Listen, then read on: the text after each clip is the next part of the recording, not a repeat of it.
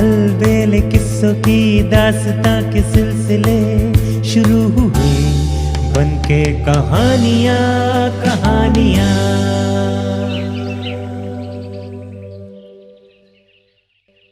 आइए सुनते हैं आज की कहानी जस्सू। पहाड़ पर एक छोटा सा गांव है, जानकीपुर। यहीं रहते हैं यशोदानंद जी, देश के नामी विद्वान और जाने माने लेखक। पर गांव के लोग उन्हें जसोदा बाबू कहकर बुलाते हैं। बहुत सी किताबें लिखी हैं जसोदा बाबू ने, जिनमें अपनी धरती और लोगों के बारे में नई नई बातें हैं। लोग पढ़कर चकित होते हैं। जसोदा बाबू की प्रतिभा और विद्वता की प्रशंसा करते हैं। देश विदेश के लोग जसोदा बाबू को अपने यहां व्याख्यान देने के लिए आदर से आमंत्रित करते हैं। जसोदा बाबू शुरू में देश विदेश में बहुत घूमे। उनके भाषणों की धूम मची, पर इधर कई वर्षों से उन्होंने कहीं भी आना जाना बंद कर दिया है। कोई अपने यहां आमंत्रित करता है तो अक्सर चिट्ठी में लिखते हैं, क्षमा करें, मुझे तो अपने गांव जानकीपुर में रहना ही अच्छा लगता है। यही मेरी साधना भूमि है। यहाँ के लोगों में बड़ी सरलता है। अब जितना भी जीवन बाकी है इन्हीं के बीच गुजरेगा। जानकीपुर के लोग हैरान होते हैं। जसोदा बाबू के लिए अमेरिका, इंग्लैंड, जर्मनी और भी जाने किन किन देशों से निमंत्रण पत्र आते हैं कि आप आएं और हमारा मार्गदर्शन करें। पर जसोदा बाबू विनम्रता से इनकार कर देते हैं। चिट्ठी में लिख भेजते हैं, मेरे विचार मेरी किताबों में है, आप उन्हें पढ़ लें, पर जानकीपुर से तो मैं एक क्षण के लिए भी अलग नहीं हो सकता। जानकीपुर में जसोदा बाबू का सारा दिन या तो वहां के लोगों के साथ बातें करने घूमने फिरने में बीतता है, या फिर आदर्श पाठशाला में बैठे बच्चों को पढ़ाने और लिखाने पढ़ने में। वे कहते हैं, यही मेरा स्वर्ग है। यहां बैठकर जितने अच्छे विचार मन में आते हैं और मैं जितना काम कर लेता हूं उतना कहीं और हो ही नहीं सकता। अक्सर दूर दूर से लेखक पत्रकार जसोदा बाबू से मिलने के लिए जानकीपुर चले आते हैं। जसोदा बाबू बड़े प्यार से उनसे बातें करते हैं और जानकीपुर की कथा सुनाते हैं। साथ ही ये भी कि जानकीपुर का ये नाम कैसे पड़ा। कोई 100-125 साल पहले इस गांव का नाम था बड़खेड़ा। तब इस गांव में एक विद्वान आए, जानकी शरण जी। उन्हें ये गांव इतना सुंदर और मनोरम लगा कि वे यहीं बस गए। उन्होंने गांव के लोगों को पढ़ाने के लिए एक पाठशाला भी खोली, आदर्श पाठशाला, जिसमें दूर दूर के गांव के बच्चे आकर पढ़ा करते थे। इनमें कई पढ़ लिखकर बहुत ऊंचे उठे, दूर दूर तक गए। आज भी वो पाठशाला यही है। जानकी बाबू की याद में ही इस गांव का नाम रखा गया जानकीपुर। जानकी शरण जी के बाद इस पाठशाला के प्रधान आचार्य थे अयोध्यानाथ जी। वही मेरे गुरुदेव थे, जिनके जाने के बाद उनके अधूरे काम को पूरा करने का जिम्मा मेरा है। इसलिए जितना समय मिलता है उतना स्कूल के बच्चों को पढ़ाने लिखाने में लगाता हूं। खुद भी सीखता हूं और नई नई किताबें लिखता हूं। जसोदा बाबू मुस्कुराकर ये कथा सुनाते हैं। ये तो रही जानकीपुर गांव की कथा की बड़खेड़ा गांव का नाम कैसे खुद ब खुद जानकीपुर पड़ गया। दूर दूर से देश विदेश से अब इसी नाम से चिट्ठियां आती हैं। जाने कहां कहां से लोग जानकीपुर को ढूंढते हुए यहां चले आते हैं। मगर खुद जसोदा बाबू की कथा, क्या जसोदा बाबू के जीवन की भी कोई छिपी हुई कथा है? नहीं तो भला इस गांव से उन्हें इतना मोह कैसे हो गया? सवाल सुनकर जसोदा बाबू अक्सर हंसकर टाल जाते हैं, लेकिन कभी कभार मूड में हो तो वे ये कहानी सुनाने लगते हैं। एक दर्द भरी कहानी, जिसे सुनाते हुए जसोदा बाबू के चेहरे पर अक्सर उदासी की छाया तैरने लगती है। बहुत पहले, यही कोई 8 वर्ष पहले, इसी जानकीपुर में रहता था जस्सू। वो अक्सर मैली कमीज और फटा पजामा पहने भेड़ बकरियां चराता दिखाई पड़ जाता। बहुत कम उम्र रही होगी तब उसकी, यही कोई 7-8 बरस की। लेकिन इस उम्र में ही वो अनाथ हो गया था। पहले मां गुजरी और उसके थोड़े अरसे बाद ही पिता भी चल बसे। घर में मिट्टी की दीवारें और कंगाली के सिवा कुछ न था। क्या खाए कहां रहे, जस्सू की समझ में कुछ नहीं आता था। बस माँ बाप का प्यार याद करके वो रोता, दिन भर रोता ही रहता। जस्सू का चाचा अवधू भी था उस गांव में। उसका छोटा सा खेत था। साथ ही भेड़ बकरियां भी पालता था। जस्सू को भूख से बेहाल दर दर भटकते देखा तो उसने कहा, तुम सुबह शाम 2 रोटी मेरे यहां खा लिया करो, लेकिन बदले में तुम्हें ये भेड़ बकरियां चरानी पड़ेंगी। साथ ही चेतावनी भी दे दी, काम से जी न चुराना, नहीं तो कान पकड़कर उसी वक्त घर से बाहर निकाल दूंगा। अगले दिन से जस्सू भेड़ बकरियां चराने जाने लगा। अक्सर भेड़ बकरियां अपने रास्ते चलती जाती और पीछे पीछे जस्सू। बस कोई भेड़ बकरी किसी गड्ढे में गिरने को होती या किसी गलत रास्ते पर पड़ जाती तो वो उसे संभाल लेता। हर वक्त ध्यान से वो भेड़ बकरियों को देखता रहता और पुचकार कर अपना प्यार जताता। धीरे धीरे सभी भेड़ बकरियां उससे ऐसी हिल मिल गई जैसे उसके दोस्त हो।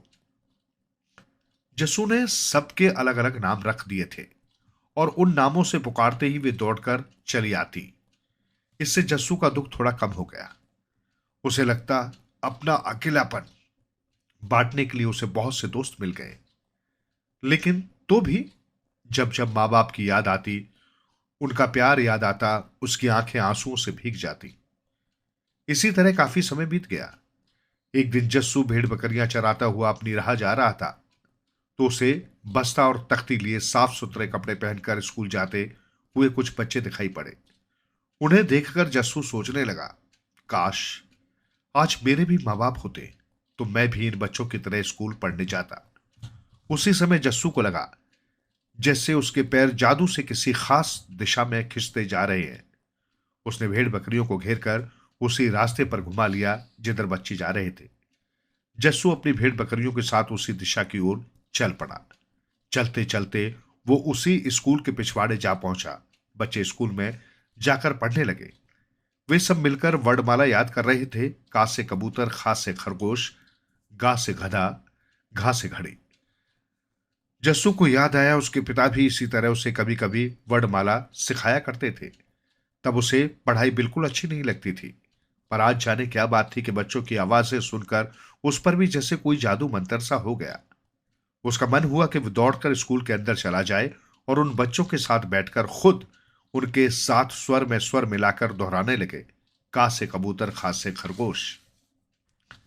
आज उसे सारी बातें फीकी लग रही थी और का से कबूतर, खा से खरगोश, गा से गधा, घा से घड़ी, ये स्वर उसे ऐसे मीठे लग रहे थे जैसे मां कोई प्यारी प्यारी लोरी या गाना गाया करती थी। बीच बीच में मास्टर जी की आवाज भी सुनाई पड़ती थी। कोई बच्चा गलत बोलता या उनके सवाल का जवाब न दे पाता तो वे प्यार से उसे टोकते और सही उत्तर बता देते। बीच बीच में वे हंसकर बच्चों से बातें करते थे और कोई छोटी सी मजेदार कहानी भी सुनाते थे। ऐसे ही एक छोटी सी कहानी उन्होंने सुनाई थी चूहे बिल्ली की, कि कैसे सारे चूहे मिलकर बिल्ली के गले में घंटी बांधना चाहते थे। कहानी इतनी मजेदार थी और मास्टर जी इतने प्यारे ढंग से उसे सुना रहे थे कि स्कूल के पिछवाड़े बैठा जस्सू उसे सुनकर जोर से खिलखिला उठा और भेड़ बकरियां उसे चौंक कर देखने लगी थी। अब तो जस्सू का ये रोज का नियम ही बन गया था। वो भेड़ बकरियों को उसी दिशा में मोड़ देता जिधर स्कूल था और स्कूल के पिछवाड़े बैठा बच्चों और मास्टर जी की आवाजें सुनता रहता। कभी वर्णमाला याद करने की आवाजें, कभी गिनती और पहाड़े याद करने की आवाजें, कभी कभी बच्चों की आपस की लड़ने झगड़ने की आवाजें, और कभी सबकी एक साथ हंसी और मजाक सुनकर एक आध दफा तो जस्सू भी हंस पड़ता।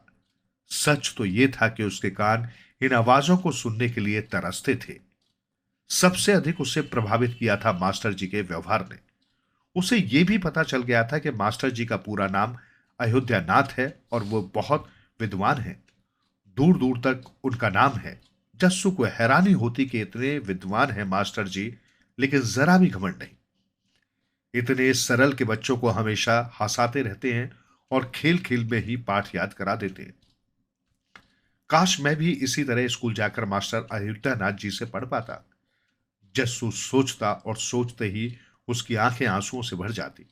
वो अपने दुर्भाग्य को याद करके रोने सुबकने लगता। मन ही मन बुदबुदाता, मैं अभागा हूं, मेरी ऐसी किस्मत कहां। तो भी जस्सू ने एक निर्णय लिया था, वो मास्टर अयोध्यानाथ जी से ही पढ़ेगा। स्कूल के अंदर नहीं जा सकता तो क्या, स्कूल के बाहर बैठकर ही अपनी पढ़ाई करेगा। मास्टर जी जो जो पाठ पढ़ाएंगे वो बाहर बैठा बैठा याद करता रहेगा। उसने मन ही मन मास्टर अयोध्यानाथ जी को गुरु मानकर प्रणाम किया और अपनी पढ़ाई शुरू कर दी। उस दिन के बाद सचमुच उसे बाहर बैठे बैठे अपने पाठ बहुत अच्छी तरह याद होते जाते। उसने पूरी वर्णमाला याद कर ली, 100 तक गिनती और 20 तक पहाड़े भी। लिखने में उससे मुश्किल आती थी, लेकिन जो भी बात एक बार सुनता उसे झट याद हो जाती। फिर लिखने के लिए न खड़िया थी न चाक, जमीन पर लकड़ी से लकीरें खींच खींच कर वो किसी तरह काम चलाया करता। फिर भी उसे लगता कि वो भी अब मास्टर जी का शिष्य हो गया है और इसी स्कूल का विद्यार्थी है। उसका काम है सुबह से शाम तक पढ़ना। भेड़ बकरियां मजे से आसपास चरती रहती और जस्सू अपनी पढ़ाई में लगा रहता। उसे कहीं से एक फटी हुई पोथी मिल गई थी। उसी की मदद से वो जमीन पर लकड़ी के लकीरें खींच खींच कर क से ख लिखता, गिनती और पहाड़े लिखता। एक दिन जस्सू इसी तरह अपनी पढ़ाई में लगा था कि उसे मास्टर अयोध्यानाथ जी की आवाज सुनाई पड़ी। वे बच्चों से 19 का पहाड़ा पूछ रहे थे। उन्होंने एक बच्चे से पूछा, 19 निम्मा कितने होते हैं? बच्चा चुप। फिर दूसरे, तीसरे, चौथे बच्चे से पूछा। पूरी क्लास में कोई बच्चा नहीं बता सका। मास्टर जी ने दुखी होकर कहा, कितनी खराब बात है। कल मैंने तुमसे कहा था 19 का पहाड़ा याद करके आना, लेकिन तुम में से किसी ने याद नहीं किया। कोई नहीं बता सका कि 19 निम्मा कितने होते हैं। मास्टर जी इसी तरह दुख और क्रोध से मिले जुले स्वर में बोल रहे थे। तभी अचानक उन्हें सुनाई पड़ा, 171। 19 निम्मा 171। मास्टर जी बुरी तरह चौंके। कौन बोल रहा है, कौन? उन्होंने इधर उधर निगाहें घुमाई, मगर सब बच्चे चुप। मास्टर जी को अपने कानों पर यकीन नहीं हुआ। अभी अभी कोई बोला था या उनका भ्रम था? आवाज कहां से आई थी? इतने में एक बच्चे ने कहा, मास्टर जी, जस्सू। ये जस्सू की आवाज थी। मास्टर अयोध्यानाथ चौंके। जस्सू? कौन जस्सू? क्या कह रहे हो तुम? मास्टर जी, वही जो स्कूल के पिछवाड़े बैठा बैठा जमीन पर लकड़ी से लिखता रहता है, वही जस्सू। सुनते ही मास्टर जी का मुंह आश्चर्य से खुला रह गया। वे उसी समय स्कूल से निकले और घूमकर स्कूल के पिछवाड़े जा पहुंचे।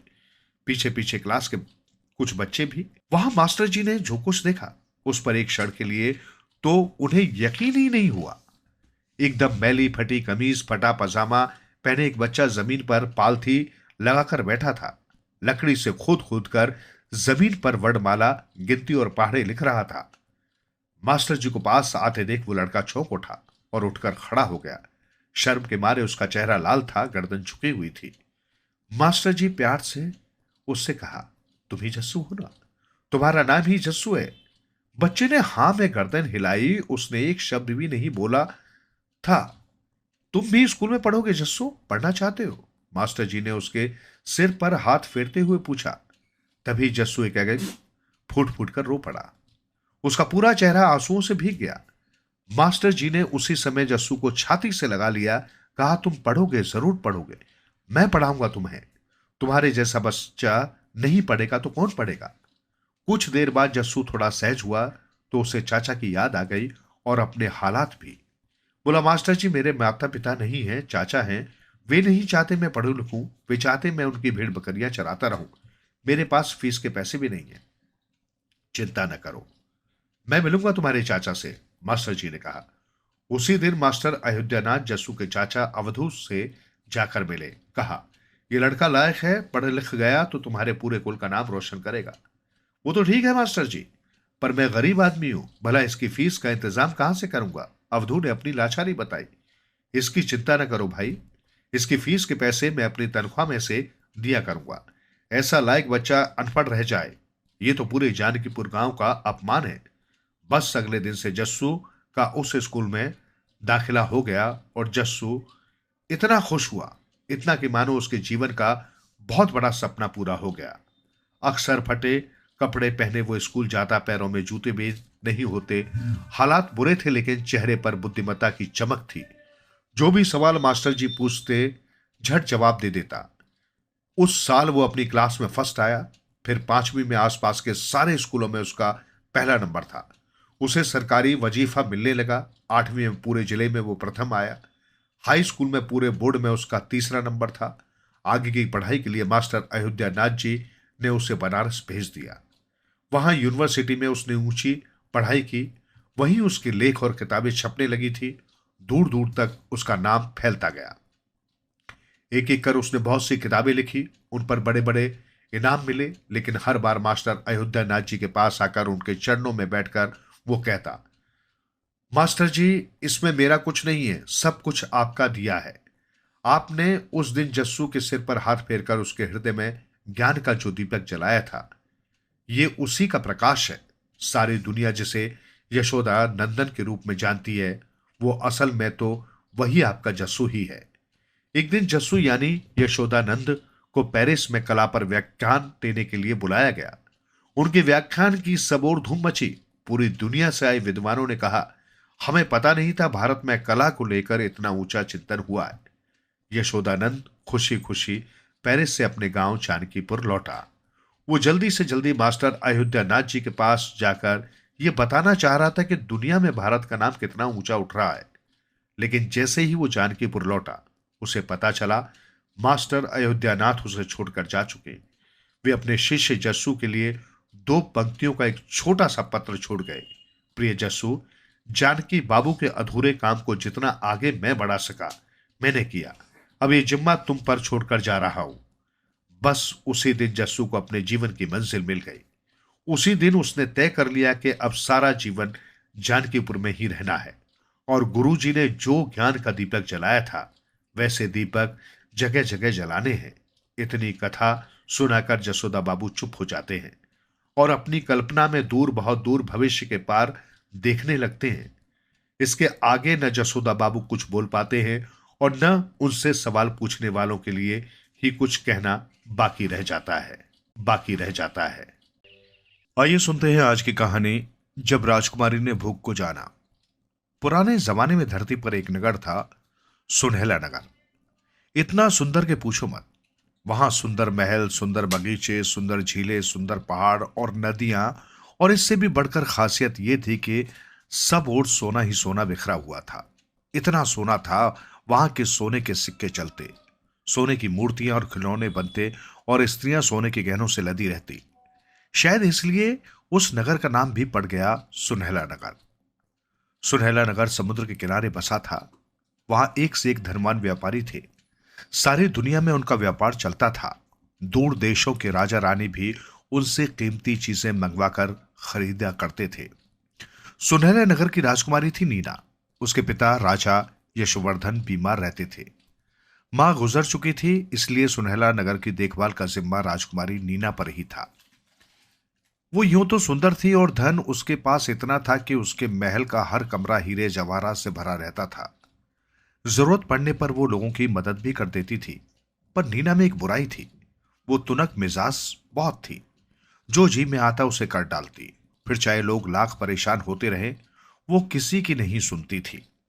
राजा यशवर्धन चाहते थे कि राजकुमारी नीना जल्दी से अपनी पसंद के किसी युवक से विवाह कर ले, तब वे सारी चिंताओं से मुक्त हो जाएंगे और नीना या उसके पति को राजगद्दी सौंपकर वन की राह ले लेंगे। पर नीना को कोई युवक पसंद ही ना आता। कई देशों के राजकुमार भी आकर उसके आगे विवाह का प्रस्ताव रख चुके थे, पर नीना ने किसी की बात पर ध्यान नहीं दिया। वो तुनक कर कहती थी, जो मेरे जैसा सुंदर और बुद्धिमान हो, मैं उसी से शादी करूंगी। एक दिन राजकुमारी नीना अपनी सखियों के बीच बैठी थी। सखियां सभी धनी और संपन्न परिवारों की थी। सब अपनी अपनी खूब तारीफ कर रही थी। तभी बात चल निकली कि दुनिया की सबसे सुंदर चीज क्या है। एक सखी ने हंसकर कहा, दुनिया की सबसे सुंदर चीज मेरे पास है। दूसरी ने कहा, नहीं, वो तो मेरे पास है। तीसरी और चौथी ने भी यही कहा। नीना चुप सोच रही थी, क्या कहूं क्या नहीं। और जब सखियां चली गई तब भी नीना इन्हीं विचारों में गुम थी। इतने में ही एक युवक उससे मिलने आया। उसका नाम था जैन। वो सुनहला नगर का सबसे अच्छा जहाजी कप्तान था। अक्सर सुनहला नगर से अच्छी अच्छी चीजें साथ लेकर सारी दुनिया की सैर के लिए निकल जाता। लौटते समय दुनिया की एक से एक बेशकीमती और विलक्षण चीजें अपने साथ लाया करता था। उनमें से कई अनोखी चीजें उसने राजकुमारी नीना को भी भेंट की थी। नीना को जयंत अच्छा लगने लगा था, इसलिए जयंत जब भी दुनिया की सैर के लिए निकलता या फिर लौटकर आता तो वो नीना से मिलने जरूर आता था। इस बार जयंत आया तो राजकुमारी नीना बुरी तरह अपने ख्यालों में गुम थी। जयंत को देखते ही वो चौंकी, फिर अचकचाकर बोली, जयंत मेरा एक काम करोगे? जयंत ने मुस्कुराकर कहा, बताइए राजकुमारी जी। इस बार लौटते समय तुम मेरे लिए दुनिया की सबसे सुंदर चीज लाना, नीना ने कहा। जयंत ने हां में सिर हिलाया और उठकर चला आया। थोड़ी ही देर बाद उसे यात्रा पर निकलना था। समुद्र तट पर आकर जयंत ने अपने कुशल नाविकों को इशारा किया। जहाज तो पहले से ही तैयार था, उसमें सभी जरूरी चीजें रखी जा चुकी थी। जयंत का इशारा होते ही जहाज चल पड़ा। कुछ रोज बाद जयंत एक सुंदर देश कमालपुर में पहुंचा। वहां मन को मोह लेने वाली एक से एक कमाल की चीजें थी। जयंत कमालपुर में कई दिनों तक यहां वहां भटकता रहा। बार बार यही सोचता, ऐसी कौन सी चीज है जो दुनिया में सबसे सुंदर है और जिसे पाकर नीना का चेहरा खिल जाए। जयंत इसी तरह कमालपुर में भटक रहा था कि एक दिन सुनहला नगर से आई एक युवक से उसकी भेंट हुई। उस युवक ने बताया कि सुनहला नगर में अकाल पड़ा है।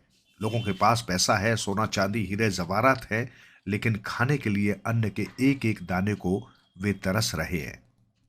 ये सुनते ही जयंत ने एक क्षण में ही निर्णय कर लिया। कमालपुर में बहुत अच्छी किस्म का गेहूं था, सोने की तरह खूब दमदम दमकता हुआ। उसने कमालपुर के व्यापारियों से कहा, मेरे जहाज में जितना गेहूं आ सकता है भर दो। बदले में सुनहला नगर से जो कीमती हीरे जवाहरात वो लाया था, उसने व्यापारियों को दे दिए। अब जयंत का जहाज तेजी से सुनहला नगर की ओर लौट रहा था। कोई 15 दिन बाद सुनहला नगर पहुंचा। जहाज को किनारे पर लगाकर जयंत दौड़ा दौड़ा राजकुमारी नीना के महल की ओर गया। बोला, राजकुमारी जी, मैं दुनिया की सबसे सुंदर चीज ले आया हूं, चलिए मेरे साथ चलकर देख लीजिए। अरे, तो यहां क्यों नहीं लाए? नीना मारे खुशी के चिल्लाई। बोली, मैं जानती हूं कि तुम मेरे लिए भारत से हाथी दांत की सुंदर कलाकृतियां लाए होंगे। उनसे सुंदर शायद इस दुनिया में कुछ नहीं है। जयंत मुस्कुराकर बोला, आप चलिए तो मेरे साथ। नीना ने अपना रथ निकलवाया और जयंत के साथ बैठकर समुद्र तट की ओर चल पड़ी। वहां सैकड़ों मजदूर जहाज से गेहूं की बोरियां उतारकर किनारे रख रहे थे। कुछ दूर गेहूं की बड़ी बड़ी ढेरियां भी थी। उस गेहूं में सोने जैसी उजास थी कि दूर से ही खींच लेती थी, पर नीना ने उस ओर ध्यान नहीं दिया। उचटती नजरों से गेहूं की उन बोरियों को देखते हुए बोली, हाँ जयंत, अब बताओ मेरी वो बेशकीमती चीज कहां है? मैं जल्दी से देख लेना चाहती हूं उसे।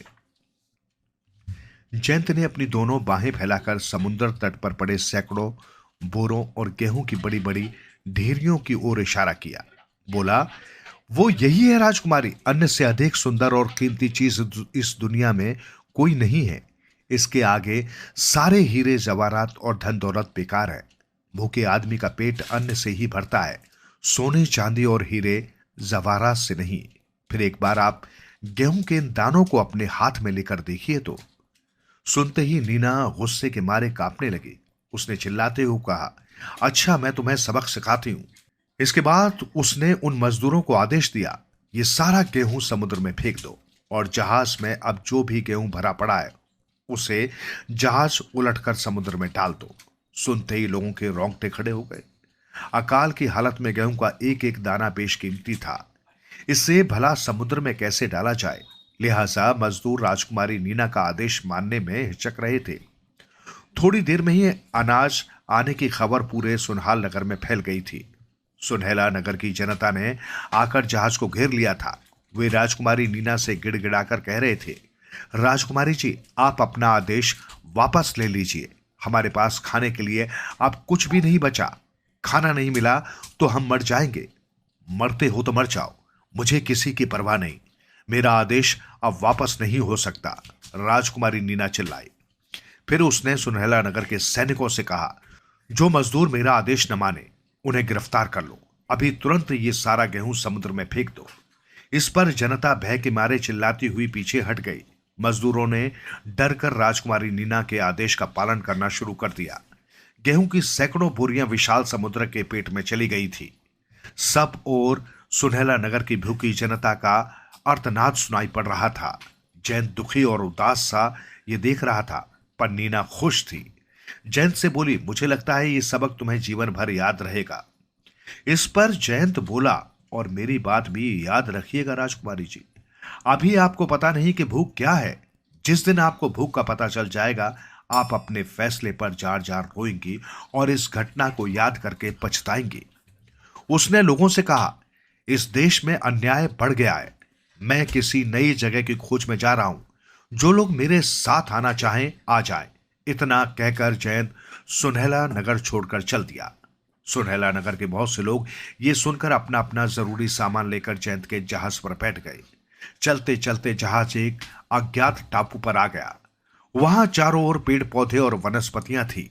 जयंत ने वहीं लोगों को उतरने के लिए कहा। लोगों ने उस टापू पर पहुंचकर जी भरकर पेड़ों के फल खाए, खूब मेहनत की, अनाज उपजाया। धीरे धीरे वो टापू बसने लगा।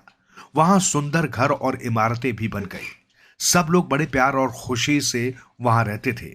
इसलिए जयंत ने उस टापू का नाम रखा उल्लासनगर। उल्लासनगर में अब सारे सुख, सारी सुविधाएं थी। जयंत का जीवन आराम से गुजर रहा था, लेकिन कभी कभी उसे सुनहला नगर की राजकुमारी नीना की याद आ जाती। तब उसका मन बहुत उदास हो उठता। उधर सुनहला नगर की हालत सचमुच बुरी थी। सब ओर अनाज के लिए हाय हाय करती चिल्लाती जनता का आर्तनाद सुनाई पड़ता। कल तक जो लोग खुशियों से छलछला रहे थे, आज भूख के मारे उनके शरीर की हड्डियां निकली पड़ रही थी। बहुत से लोग तो भूख से तड़प तड़प कर मर गए थे। सुनहला नगर की हालत देखकर राजा यशोवर्धन इतने व्यथित हुए कि एक लंबी आह के साथ उनके प्राण पखेरु उड़ गए। अब रह गई राजकुमारी नीना के लिए। लोग जगह जगह उसे इस बात के लिए कोसते थे कि उसने इतना बढ़िया और अकूत अनाज समुद्र में क्यों फेंकवा दिया। रोज सैकड़ों लोग राजकुमारी नीना के महल को घेरकर उससे अनाज मांगते। खुद नीना के महल में अब बहुत थोड़ा अनाज बच गया था। सोना, चांदी और हीरे जवाहरात के ढेर थे, लेकिन उन्हें खाया तो नहीं जा सकता। राजकुमारी नीना अब खुद बुरी तरह पछता रही थी। जयंत की बातें उसे सही लगने लगी थी, लेकिन अब क्या हो सकता था। जितना हो सका उसने लोगों की मदद की, लेकिन फिर एक दिन ऐसा भी आया कि उसके महल में गेहूं का एक दाना तक नहीं बचा। नीना ने सोचा, एक जहाज में हीरे जवाहरात भरकर कमालपुर जाती हूं। वहीं से गेहूं लेकर आऊंगी, ताकि सुनहला नगर की जनता का दुख दूर हो सके। नीना ने जहाज तैयार करवाया। उसमें कीमती हीरे, मोती और जवाहरात रखवाए। एक होशियार कप्तान उसे लेकर चल पड़ा, लेकिन कुछ आगे चलते ही जोर का तूफान आया। जहाज में बैठी नीना मन ही मन ईश्वर से प्रार्थना कर रही थी कि जल्दी से जल्दी जहाज कमालपुर पहुंच जाए। जयंत की बातें याद करके उसकी बुरी तरह रुलाई छूट रही थी। दोनों आंखों से लगातार आंसू बह रहे थे। अभी कमालपुर दूर था कि जहाज बुरी तरह डगमगाने लगा। उसमें कुछ कुछ पानी भी भराया था। हीरे, मोतियों और जवाहरात के सैकड़ों बोरे जहाज में लदे थे। उनका बोझ इतना था कि नीना को लगा कहीं इन्हीं की वजह से जहाज डूब न जाए। उसने नौकरों से कहा, जल्दी से ये बोरे उठा उठाकर समुद्र में फेंक दो। पर इसके बावजूद तूफान का वेग इतना था कि जहाज बुरी तरह डगमगाया और उसके बाद समुद्र के भीतर समाता चला गया। अगले दिन नीना ने खुद को समुद्र के किनारे टापू पर पाया। पता नहीं कैसे वो एक तख्ते के सहारे बहते बहते इस टापू तक आ गई थी और यहां आते ही बेहोश हो गई थी। थोड़ा होश आने पर उसने चारों ओर देखा तो दूर दूर तक गेहूं की लहराती सुंदर बालियां नजर आई। उसकी आंखें खुशी से चमक उठी। कई दिनों से उसके मुंह में अन्न का एक दाना तक नहीं गया था। वो दौड़कर एक खेत तक गई और गेहूं की बालियों में से दाने निकाल निकाल कर खाने लगी। वो खेत जयंत का ही था। असल में नीना जहाज डूबने के बाद पानी की लहरों के सहारे बहती हुई उल्लासनगर में ही आ गई थी। जयंत ने दूर से देखा, कोई दुखियारी स्त्री गेहूं की बालियों में से दाने निकाल निकाल कर खा रही है। उसके कपड़े बुरी तरह फटे हुए थे। चेहरे और सारे शरीर पर घाव और खरोचों के निशान थे।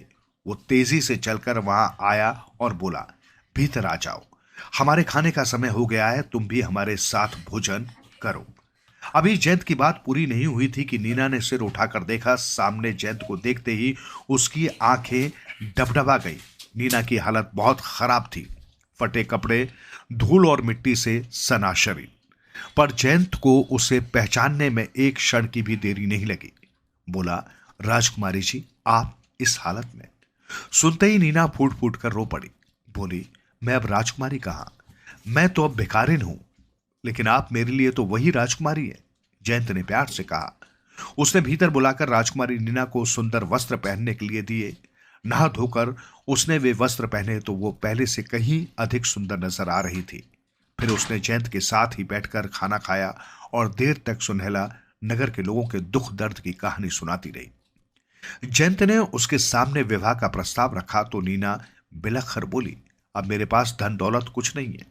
अब तुमने नेकी का पाठ पढ़ लिया है, साथ ही भूख को जान लिया है, इसलिए हर आदमी का दुख दर्द अब तुम्हें ज्यादा महसूस होगा। यही तुम्हारी सबसे बड़ी दौलत है, जयंत ने मिठास से भरकर कहा। कुछ दिन बाद जयंत और नीना की शादी हो गई। जयंत उल्लासनगर से गेहूं के सैकड़ों बोरियां जहाज में भरकर नीना के साथ सुनहला नगर पहुंचा। उल्लासनगर बस चुका था, अब सुनहला नगर के भी अच्छे दिन आ गए थे। अच्छे दिन आ गए। आइए सुनते हैं आज की कहानी मां की आंखें। ये वसंत देव जी का ही नहीं, पूरे कालीपुर का सम्मान था। जाने माने लेखक और समाज सुधारक वसंत देव जी को अपनी साहित्य साधना के लिए राष्ट्रीय पुरस्कार मिला तो उनके स्वागत समारोह में जनता टूट पड़ी। इतने लोग उन्हें सुनने आए थे कि सभा कक्ष में चप्पा भर जमीन भी खाली नहीं थी। बहुत से लोग बाहर भी खड़े थे और उनकी बातें सुनने के लिए उत्सुक थे। शुरू में सभा के संयोजक हरि भाई ने वसंत देव जी के व्यक्तित्व और उनके साहित्य का परिचय दिया। फिर कुछ बच्चों ने आकर उन्हें पुष्प मालाएं पहनाई, गुलदस्ता भेंट किया। वसंत देव जी के मित्रों और कुछ प्रसिद्ध साहित्यकारों ने उनसे जुड़े संस्मरण सुनाए। इसके बाद वसंत देव जी से कहा गया कि वे अपने 50 बरस लंबे साहित्यिक सफर के बारे में कुछ कहें। इस पर वसंत देव खड़े हुए तो उनकी आंखें भरी हुई थी। बोले, माफ करें, इस मौके पर क्या कहूं क्या नहीं, मुझे तो कुछ सूझ ही नहीं रहा। हां, मुझे बस एक चीज याद है, मेरी मां की वे डबडबाई आंखें, बस वहीं से मुझे राह मिली। मैं तो एकदम आवारा लड़का था, पढ़ने लिखने से मेरा वैर था, किताबें देखते ही दूर भागता था। पर मेरी मां, कहते कहते वसंत देव जी रुके, जैसे उन्हें शब्द न मिल पा रहे हों। उनका स्वर कुछ भीग सा गया था। फिर कुछ सोचते हुए उन्होंने कहा, अच्छा तो सुनिए, मैं आपको एक कहानी सुनाता हूं, सच्ची कहानी, एक शरारती बच्चे वसंत की कहानी। अब ये बताने की भी जरूरत तो नहीं कि वो शरारती बच्चा और कोई नहीं, मैं ही था जो आज वसंत देव बना बैठा हूं और जिसे आप जैसे लोगों का इतना प्यार मिल रहा है। तो ठीक है, सुनिए ये कहानी। सभा में इस कदर चुप्पी थी कि सांस की आवाज भी सुनाई देती थी। इधर वसंत देव की कहानी शुरू हो चुकी थी। कालीपुर के एक बड़े जमींदार का बेटा था वसंत, इसलिए मारे लाड़ के कुछ बिगड़ ही गया था। सारे दिन दोस्तों के साथ खेल कूद, तमाशे, आवारागर्दी, सुबह का गया कब घर लौटेगा किसी को पता नहीं। कई बार वसंत के पिता गदाधर बाबू इस बात से परेशान हो उठते। उन्हें ये चिंता खाई जा रही थी कि वसंत अगर पढ़ेगा लिखेगा नहीं तो भला कालीपुर की इतनी लंबी चौड़ी जमींदारी कैसे संभालेगा। उन्होंने एकाध बार वसंत को डांटा, फटकारा और चेताया भी, पर हमेशा वसंत की मां सीता देवी बीच में आ जाती थी। वसंत को छाती से लगाकर कहती, अभी तो खेलने खाने और शरारतें करने के दिन है मेरे लाल के, अभी से। इस पर गदाधर बाबू क्या कहते, वे चुप हो जाते, पर अंदर ही अंदर घुलते जाते थे। पर जैसे जैसे समय आगे बढ़ता गया, गदाधर बाबू की मुसीबतें भी बढ़ती गई। उनकी उम्र ढल रही थी और शरीर अब साथ नहीं देता था। उनका इकलौता बेटा था वसंत, जिस पर उनकी सारी उम्मीदें टिकी थी। सोचते थे वसंत लायक बनेगा और कुल का नाम ऊंचा करेगा, पर उसकी आदतों में जरा भी सुधार नहीं हुआ। उल्टे बड़े होने के साथ साथ उसकी आवारागर्दी बढ़ती गई। अब तो मां सीता देवी भी परेशान थी और कभी कभी बसंत को टोक कर कहती, बेटा जरा अपने पिता की भी चिंता कर, वे रात दिन तेरे दुख में घुलते जा रहे हैं। आखिर गदाधर बाबू बुरी तरह बीमार पड़ गए। चारपाई पर पड़े पड़े सोचते, वसंत देव कुछ सियाना होता तो मुझे चिंता किस बात की थी, पर अब तो शायद मरकर ही चैन पड़े। और दुख से जर्जर हो चुके गदाधर बाबू कुछ ही दिनों में चल बसे। मां सीता देवी की हालत भी खराब थी। कई बार वे खुद को ही पति की मृत्यु के लिए जिम्मेदार ठहराती, सोचती कि आखिर मेरे ही कारण उनका दुख बढ़ा। मुझे बसंत को शुरू से ही समझाना चाहिए था। अब तक बसंत देव के दोस्तों का अच्छा खासा गुट बन गया था।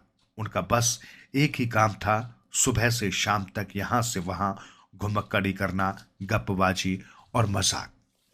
कभी कभी तीतर लड़ाने का खेल चलता तो कभी दिन भर पतंगबाजी।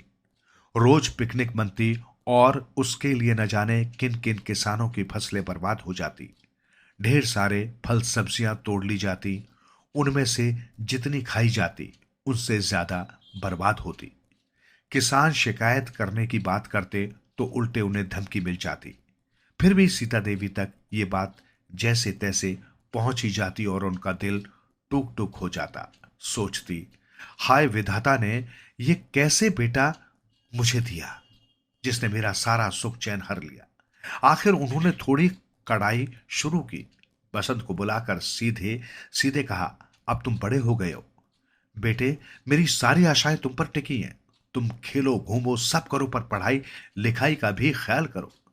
अब बसंत को घर पर पढ़ाने के लिए एक बुजुर्ग अध्यापक सुधाकर जी भी आने लगे। सुधाकर जी बड़े गुणी और धैर्यवान अध्यापक थे। दूर दूर तक उनका नाम था। लोग उनकी योग्यता का सम्मान करते। उनका सबसे बड़ा गुण तो यह था कि जो बच्चे पढ़ाई से जी चुराते थे, उन्हें भी वे इतने प्रेम से पढ़ाते कि धीरे धीरे उन्हें भी पढ़ाई में रस आने लगता और वे लायक बन जाते। सुधाकर जी ने सोचा था वसंत खासा बिगड़ा हुआ बच्चा है, फिर भी महीने 2 महीने में तो उसे राह पर ले ही आऊंगा। पर उन्हें नहीं पता था कि वसंत घर बैठे या बाहर घुमक्कड़ी कर रहा हो, उसका मन तो शरारतें करने में ही लगता है। यही वजह थी कि रोज शाम के समय सुधाकर जी पढ़ाने आते तो वसंत कभी घर के बाहर बगीचे में छिप जाता, तो कभी छत पर जाकर पड़छत्ती पर रखे सामान के बीच दुबक जाता, कभी किसी पेड़ की ऊंची डाल पर जा बैठता और उल्लुओं या तीतर जैसी आवाजें निकालने लगता। सुधाकर जी सब समझ जाते और बसंत की शैतानियों पर मन ही मन हंसते। फिर उसे प्यार से फिर पढ़ाई की कोशिशों में जुट जाते। एक आध बार तो यह भी हुआ कि जैसे ही सुधाकर जी पढ़ाने के लिए कमरे में आए, बसंत झट चारपाई के नीचे जा दुबका। सुधाकर जी थोड़ी देर हैरानी से इधर उधर देखते रहे कि अरे बसंत कहाँ गायब हो गया, अभी तो थोड़ी देर पहले यही था, कहीं वो किसी खिड़की से तो नहीं कूद गया। तब उसके सांस लेने और खुदर खुदर हंसने से पता चलता कि अरे वो तो चारपाई के नीचे छिपा हुआ है। बसंत की शरारतें रोज रोज बढ़ती ही जाती।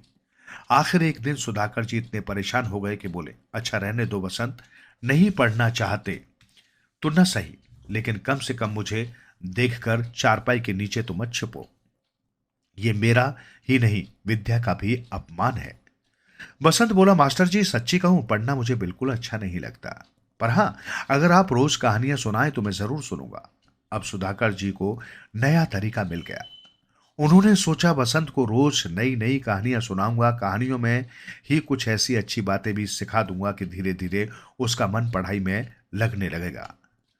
इसके बाद तो यही होता कि रोज सुधाकर जी आते और एक से एक दिलचस्प कहानियां सुनाते। हर बार अपनी कहानी में वे कोई ऐसी बात बताते जो जीवन में काम आती। एक बार उन्होंने आसमान के तारों की कहानी सुनाई तो सोचा कि इस बहाने थोड़ा गणित का जोड़ बाकी भी सिखा दिया जाए। उन्होंने कहा, बसंत एक था पुनपुन, एक दिन उसने आसमान में देखा 2 तारे थे। थोड़ी देर बाद 2 तारे और उगाए। वो सोचने लगा, अरे वाह, ये तो 2 और 2 यानी 4 तारे हो गए। कहानी सुनते सुनते बसंत कुढ़कर बोला, मास्टर जी ये तो आप गणित पढ़ा रहे हैं, मैं पढ़ूंगा नहीं, आप तो बस कहानी ही सुनाइए। और खिड़की से छलांग लगाकर बाहर भाग गया। इस पर सुधाकर बाबू इतने दुखी हुए कि उसी दिन उन्होंने सीता देवी के पास जाकर कहा, माफ कीजिएगा, मैं अपनी हार मानता हूं। मैंने एक से एक बिगड़े बच्चे को संभाला है और उनमें पढ़ने लिखने की लौ पैदा की है। ऐसा कभी नहीं हुआ कि मुझे हार माननी पड़ी हो, पर बसंत जैसा बच्चा मैंने कोई और देखा नहीं। मुझे नहीं लगता कि ये कभी संभल पाएगा। अब आप मुझे इजाजत दीजिए, कल से मैं इसे पढ़ाने नहीं आऊंगा। कहते हुए सुधाकर जी के चेहरे पर इतनी पीड़ा थी कि सीता देवी स्तब्ध रह गई। उनके मुंह से कोई बोल तक नहीं निकला। पर तभी से खुद सीता देवी की यह हालत हो गई कि जैसे अंदर ही अंदर कोई घुन उन्हें खा रहा हो। उनकी हालत बिल्कुल बीमारों जैसी हो गई। मुंह पीला पड़ गया। धीरे धीरे शरीर सूखता हुआ हड्डियों के ढांचे में बदल गया। बसंत मां की यह हालत देखता पर अनदेखा कर देता। एक दिन शाम के समय वो बाहर से आया तो घर के पुराने नौकर रामदीन ने बताया कि बाबू, अम्मा जी बुला रही हैं। बसंत के हाथ पैरों में मिट्टी लगी थी। आज कुश्ती लड़ने की प्रतियोगिता में उसने कई पहलवानों को पछाड़ा था। अगली बार में लौटकर उसे कुछ और दांव आजमाने थे। वो जल्दी से मां के पास गया और बोला, अम्मा क्या बात है? सीता देवी बहुत कुछ कहना चाहती थी। वे सोच रही थी क्या कहूं क्या नहीं, पर बसंत को जल्दी थी। उतावलेपन से बोला, जल्दी कहो ना मां, क्या बात है? सीता देवी चुप, एकदम चुप, जैसे सारे शब्द चुप गए हों। वे अपलक बेटे को देखती जा रही थी जिसने उनकी सारी आशाओं को धूल धूल कर दिया था। फिर भी ये नहीं समझ पा रहा था कि उसके कारण मां कैसा पहाड़ जैसा दुख झेल रही है। आखिर कुछ न कहा गया तो उन्होंने बड़ी निर्ही दृष्टि से बसंत को देखा और रो पड़ी। रोती रोती बोली, अरे बसंत मेरे लाल, तू पढ़ता क्यों नहीं है बेटे? क्या तू बिल्कुल नहीं पढ़ेगा? कभी नहीं। तेरे पिता तो इसी चिंता में घुल घुल कर मर गए। लगता है अब मैं भी नहीं बचूंगी। फिर याद करते रहना मां को। बड़ा आया मां का लाडला।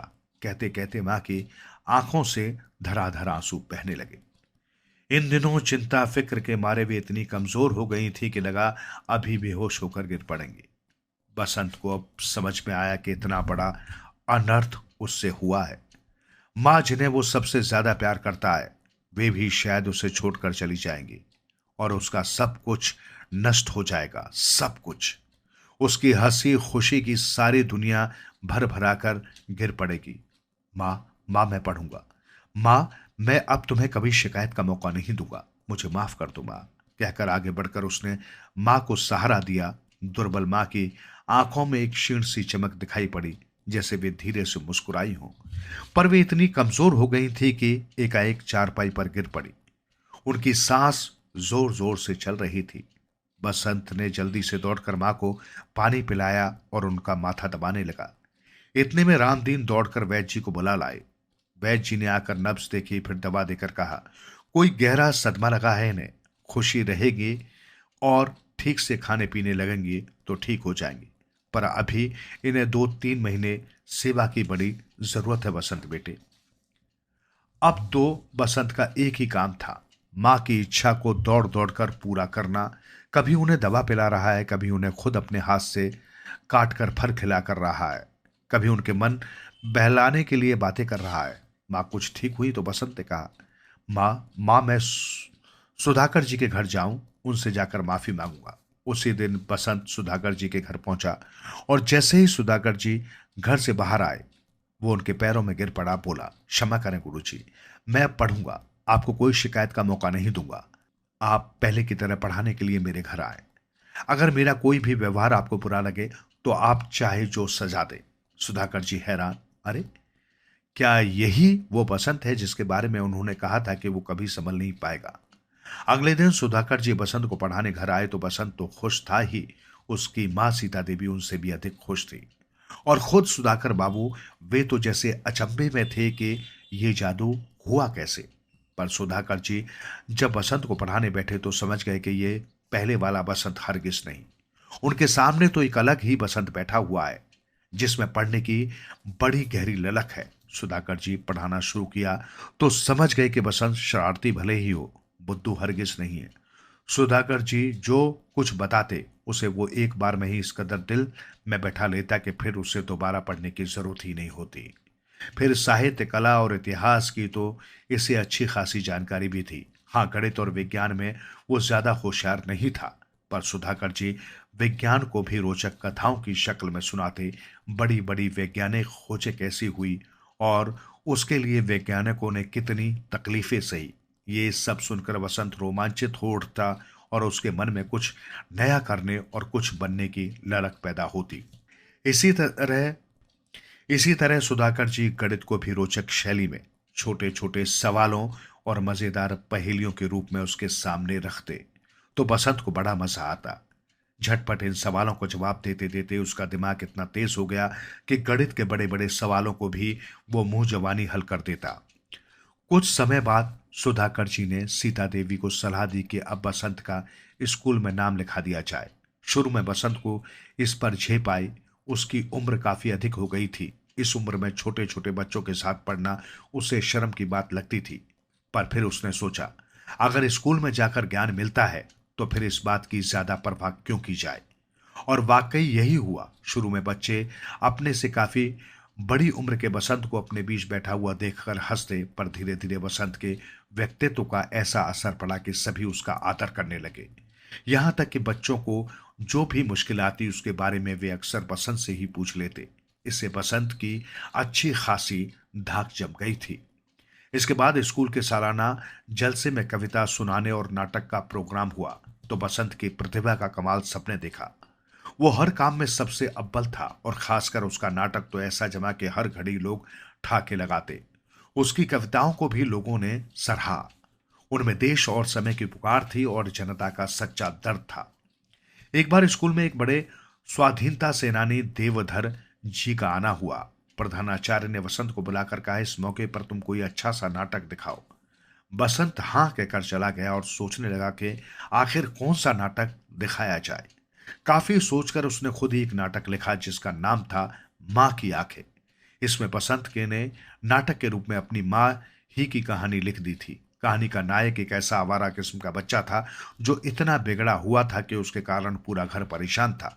पिता गुजर गए, मां भी बदहाल थी। अच्छी खासी जमींदारी बर्बाद के कगार पर आ गई, पर उस आवारा लड़के को परवाह नहीं थी। एक दिन रोती हुई मां की आंखों में उसने ऐसी करुणा देखी कि वो दहल गया। उन आंखों ने ही उसे भटकाव से बचाकर रास्ता बता दिया। वो बच्चा बड़ा होकर लेखक बना, पर जीवन भर मां की उन आंखों को नहीं भूल पाया। सचमुच बड़ा करुण नाटक लिखा था बसंत ने। जिसने भी देखा उसकी आंखें नम हो गई।